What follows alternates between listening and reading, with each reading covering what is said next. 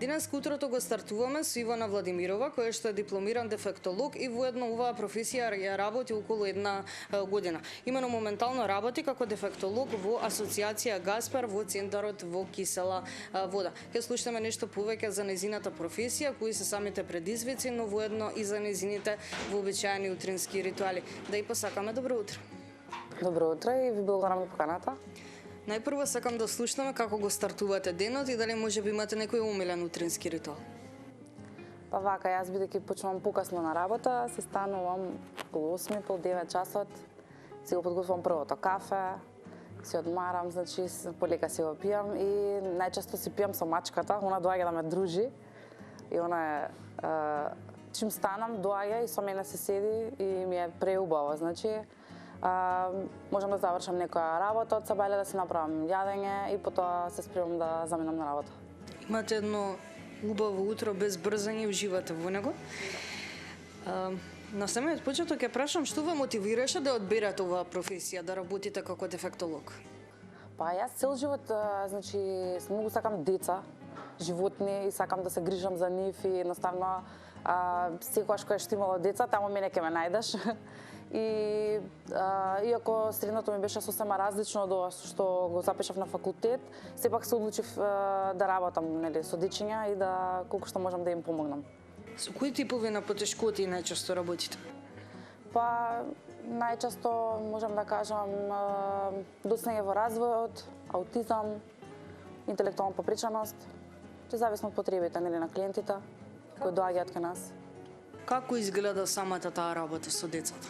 Може ли да појасни? Значи, еден час трае 45 минути, тоа е индивидуален час. Децата доаѓаат кај нас, ние започнуваме часот, за зависност од потребите, нели, кој дете што има потреба во однос на развојот, се насочуваме кон тоа. Кога заврши часот, им посочуваме на родителите што сме работеле, што треба да работат дома, зашто и тоа е исто многу битно. Значи, родителите се клучниот елемент во соработката, нели, тука, за да можат тоа што се работи кај нас, да го сработат и дома, за да детето побрзо го надмине и така. Кој е поважниот клучен момент, работата со дефектологот или поддршката од родителите, или пак нема мерило? Нема мерило, значи убаво е, значи, доколку секој дете што има потреба, нели, да посетува логопед и дефектолог да дојде и нели, да се помине низ процесот и да родителите бидат секако најголемата поддршка што може, бидејќи само така ние ќе успееме да добиеме резултати. Како препознавате дека едно дете има пречка во самиот развој? Како изгледа самиот тој процес?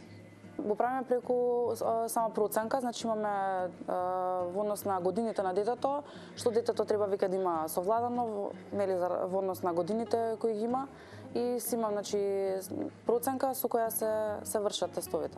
Колку е важна самата рана интервенција и што треба да направат родителите доколку забележат некои потешкоти кај нивните деца?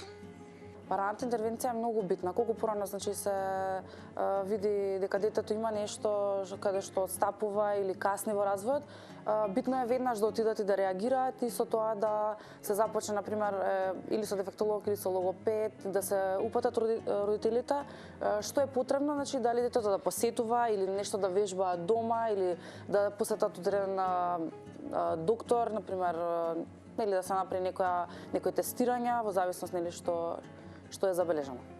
Според вас, дали постојат родители кои што одбиваат да прифатат дека детето им има потешкоти во самиот развој? Па се случува родителите да не може да ја прифатат состојбата без разлика каква е. И не бараат помош?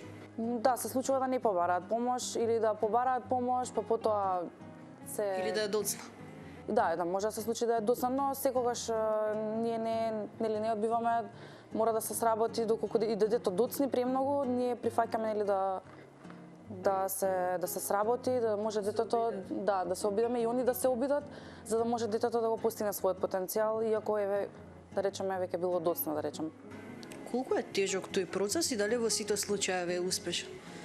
Па тежок е процесот, нормално, нешто што требало веќе претходно да се совлада, а сега веќе ние многу доцниме во однос на совладувањето.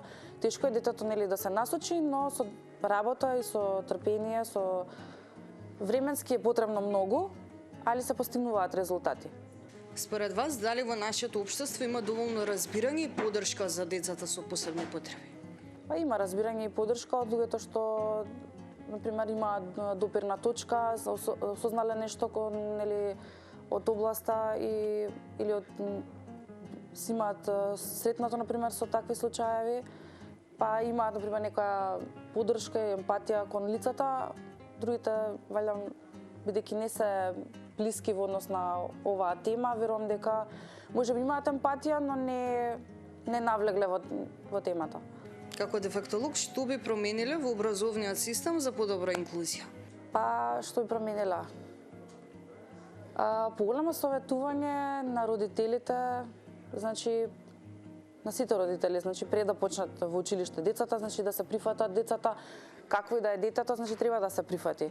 Значи треба да се праша, да се види со што се соочува, како да му помогнат и наставниците, и другите родители, и другите деца, да го прифатат. Јас имам слушнато доста добри вака кажувања од родители дека децата им се прифатени, дека имаат асистенти, дека се супер во училиштата, така да тоа ме радува. Според вас, што треба да поседува едно лице за да ја работи вашата професија, односно да биде дефектолог? На сите оние што сакаат да помагаат, што сакаат деца или возрастни, доволна е љубовта. Ви благодарам многу за одвоеното време и за првото утринско испијано. Благодарам и на вас на поканата.